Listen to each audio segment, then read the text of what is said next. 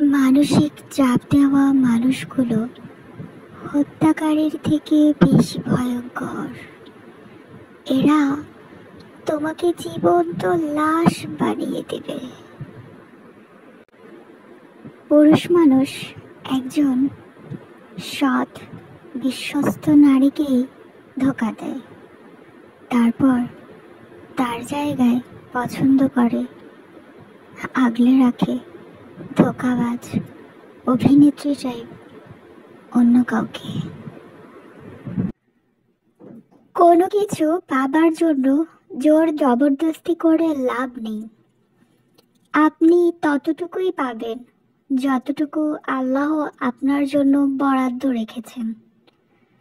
ঠকে গেলে আফসোসের কিছু নেই, কারণ ঠকার জন্য অনেক গুণ থাকা লাগে।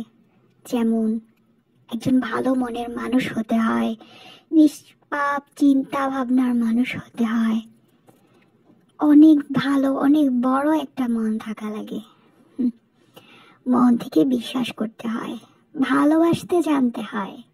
কিন্তু ঠকানোর জন্য এত কিছুর প্রয়োজন হয় না। প্রচন্ড স্বার্থপর আর অমানুষ হওয়াই যথেষ্ট।